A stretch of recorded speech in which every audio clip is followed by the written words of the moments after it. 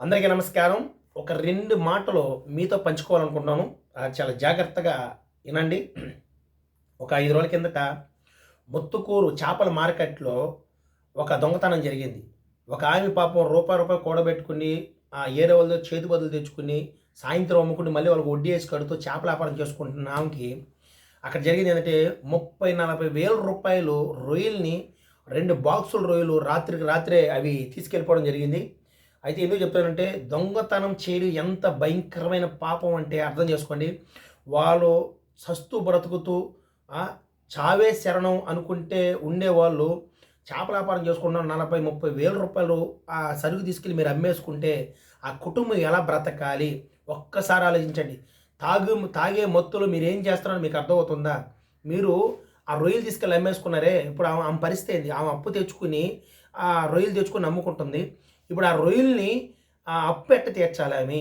40, 30 వేల రూపాయలు దాదాపు ఇప్పుడు 30,000 రూపాయలంటే అమ్ముకుంటే 40, 50 వేలు కూడా రావచ్చేమో ఆ సరుకు నాకు తెలీదు. అయితే కిలో 250, 300కి అమ్ముతుందంట. నేనేం చెప్తున్నానంటే మీరు దొంగతనం చేయడం వల్ల మీరు ఎన్ని రోజులు బ్రతుకుతారు? ఆ డబ్బులతో ఎన్ని రోజులు తింటారు? ఒక కుటుంబం ఏడుస్తుంటే మీరు సంతోషంగా ఉంటారా? అయితే గమనించుకోవాలి. అది ఒక 5, 6 రోజుల కింద జరిగిన సంగతి. రాత్రి ఒక వ్యక్తి తాగి పడిపోతే వాడిని హై స్కూల్ వెనకాల నుంచి వాడు ఒళ్ళోడికి తెలియకపోతే తీసుకొచ్చి ఇంటికాడ దించాను. అయితే రాత్రి 1 గంట టైంలో ఒక సన్నివేశం జరిగింది. భార్య భర్తలు గొడవ పెట్టుకుని కొట్టుకుంటే భర్త కోపం వచ్చి తల పెట్టినట్టు తోశాడంట. ఈ గోడ గుద్దుకోవడం వల్ల ఇక్కడ తల పగిలిపోయింది. ఈ కనుపాప చాలా మెత్తగా ఉంటుంది. ఇక్కడ పగిలిపోయింది అది. పగిలిపోవడం వల్ల రాత్రి హాస్పిటల్ తీసుకొస్తే ఏ హాస్పిటల్ తీయలేదు. ఈ ముత్తుకూరు గవర్నమెంట్ హాస్పిటల్‌కి నేనే వెళ్ళాను. నేనే వెళ్ళి హాస్పిటల్‌కి వెళ్ళి చూస్తే తలుపులన్నీ ఏసేసున్నాయి రాత్రి 9, 10 గంటల టైంలో. 11 కూడా అయిపోతుంది. తలుపులు కొట్టాం. ఏ డాక్టర్ ఎవరు బయటికి మనుషులైతే లోపల ఉన్నారు. ఎవరైతే బయటికి రాలేదు. తలుపు కొట్టాను. తలుపు తీయలేదు. తర్వాత అక్కడ అంబులెన్స్ 3 ఉంటే అంబులెన్స్‌కి ఫోన్ చేశాను. ఫోన్ చేసిన తర్వాత వాళ్ళు చెప్పిన మాట ఏంటంటే, "మీరు ఏ హాస్పిటల్‌లో ఎక్కడున్నారంటే పలానా ముత్తుకూరండి" అంటే, "అయ్యా 6 నుంచి 6 దాకా కొన్ని హాస్పిటల్‌లు మూతపడిపోతాయి గవర్నమెంట్ హాస్పిటల్‌లు. మీకు ఏదైనా ఎమర్జెన్సీ అయితే చెప్పండి అంబులెన్స్ తీసుకొస్తాం. పెద్ద హాస్పిటల్‌కి తీసుకెళ్ళండి" అని చెప్పారు. నేను చెప్తున్నది ఏంటంటే, ఈ సర్వేపల్లి నియోజకవర్గంలో ఎన్నో వందల పరిశ్రమలుండి, వేలాది మంది, లక్షల మంది ప్రజలు హిందీ వాళ్ళు కావచ్చు, ఇక్కడికి వచ్చి పనులు చేస్తున్నారు. మరి ఎమర్జెన్సీ వస్తే ఇంతమంది డెవలప్ ఏరియా సర్వేపల్లి నియోజకవర్గంలో, అది ఇంటర్నేషనల్ పోర్ట్ ఉండే ఏరియాలో 24 గంటలు ఒక గవర్నమెంట్ హాస్పిటల్ లేకపోతే వాళ్ళు ఎలా వాళ్ళ ప్రాణాలు పోగొట్టుకోవాలన్నా? ఒకసారి ఆలోచించాలి. ఎందుకంటే ఇది చాలా బాధ కలుగుతుంది నాకు. ఎందుకంటే ఎంతోమంది పేషెంట్ తీసుకొస్తున్నాం. వాళ్ళని తీసుకెళ్ళి నెల్లూరు తీసుకెళ్ళేటప్పుడు కొంతమంది డబ్బులు ఉండట్లేదు. మేమేమి డబ్బున్న వాళ్ళం కాదు కదా! ఆటోలో కూడా ఫ్రీ సర్వీస్ చేయటానికి.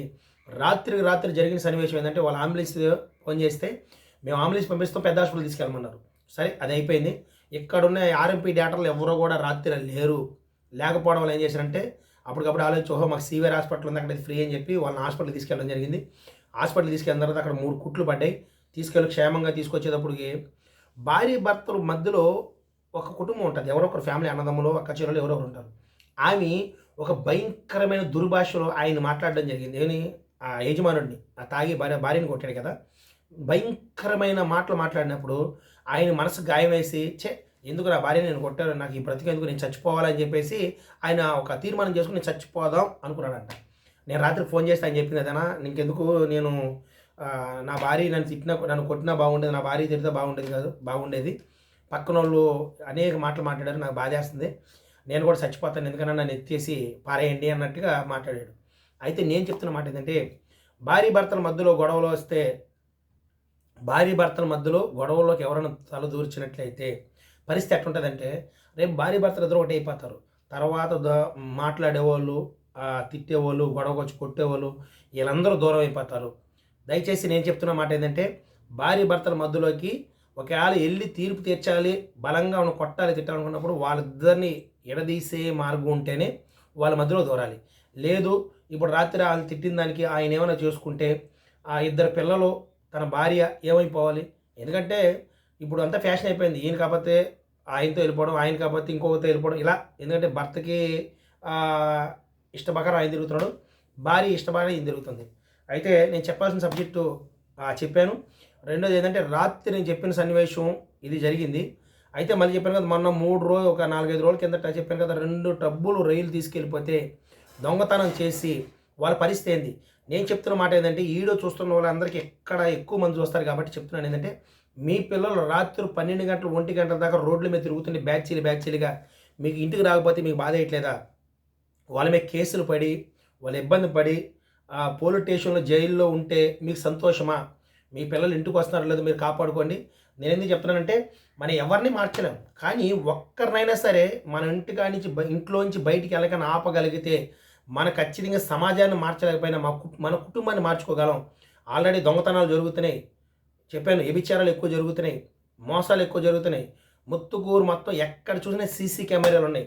పొర్రపాటున మీరు ఏదైనా చేసి దొరికితే మీ జీవితం అదొకటి. గుర్తుపెట్టుకోండి.